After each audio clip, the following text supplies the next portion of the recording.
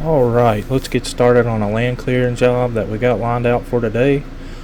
I've had this on the schedule for a couple of months, and the homeowner just give us a call back to get out and start clearing. So day before prior, we was out doing some boundary checks with the customer and making sure that we was knocking down what he wanted knocked down, and we was keeping what trees he wanted to keep. So we did have the machine up yesterday and did a boundary line check and started a path in, but we didn't get any further than that. So we're back out today to get started on actually clearing.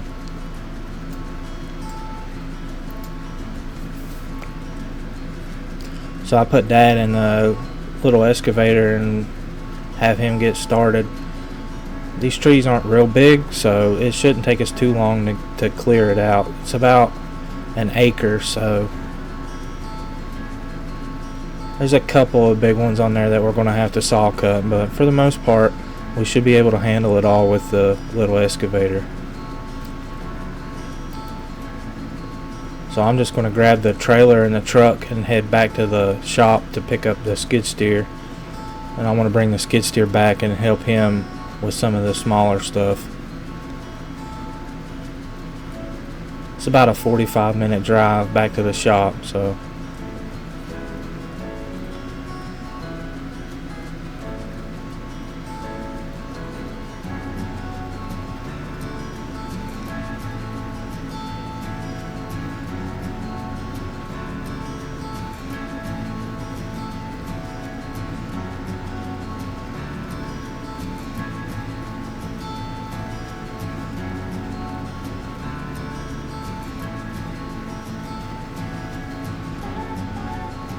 make sure everything's good, strapped down, and I'm heading back to the job now.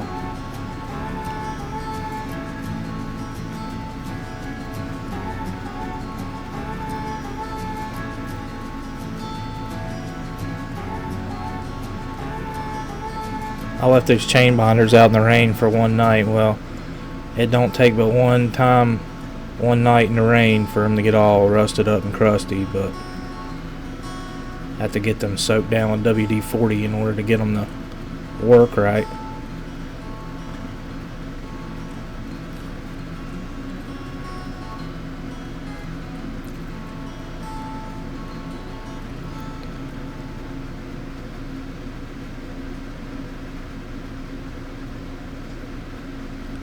I'm just going to get started on this small stuff.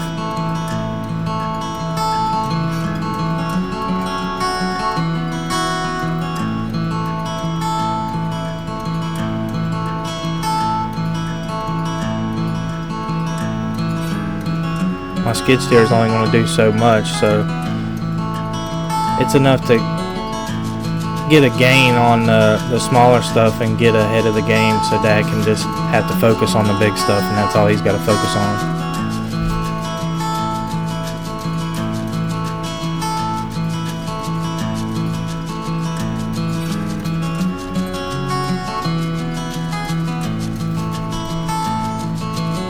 Plus, I don't have any attachment but the bucket for this kind of work, so I don't have a root rake or a grapple or anything, so I'm kind of limited to what I can do with just the bucket.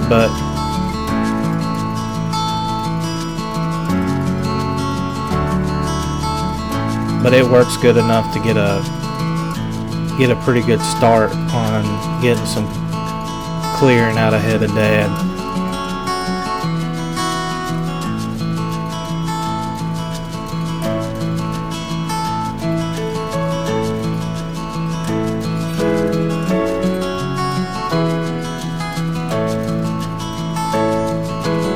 This tree here is about where I found my limit. I pushed on it a little bit and it wasn't wanting to lay down, so I kind of left it alone and let Dad get it, but that's kind of where I put the cursor on, as big as I was going to get diameter wise with this thing. So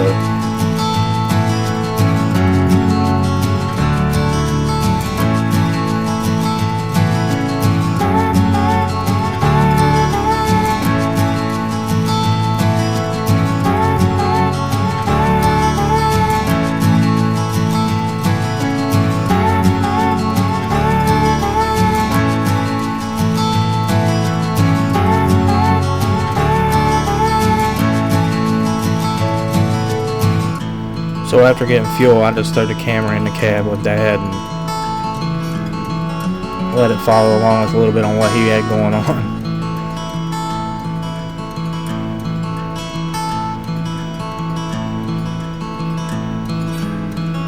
So this property is mainly pine, and it's a little bit harder packed clay type soil. So the pine root, it just grows naturally. It grows straight down in the ground.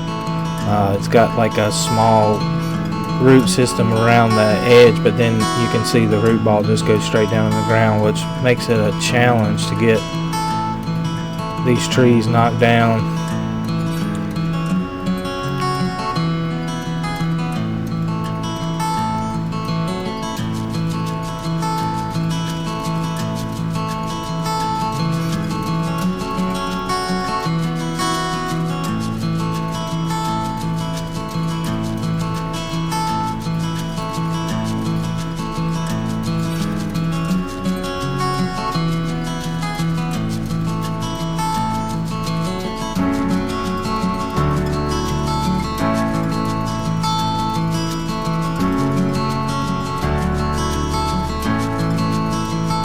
Plus, we put the 12-inch bucket on this machine for this kind of work, and it helps to give you more breakout power on the machine and not put such a strain on the machine itself, but it helps, the smaller bucket helps you get the roots busted up around the tree and, you know, get the root base dug up the best you can before you start pushing the trees over. But we're a little bit undersized for what we're doing, but we make it work with what we've got.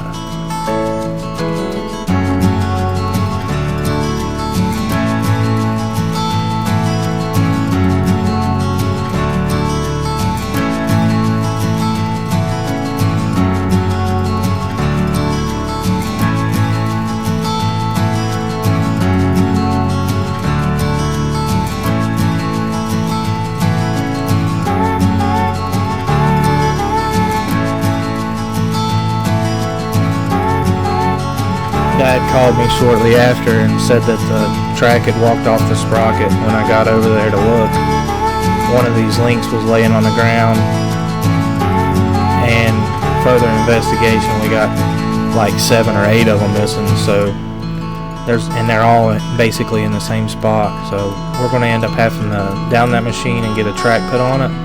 So we called it a day right there, but this is what we've gotten cleared so far for about a better part of the day. But we'll get the track put on the machine and get back out here and finish it up. Thanks for watching.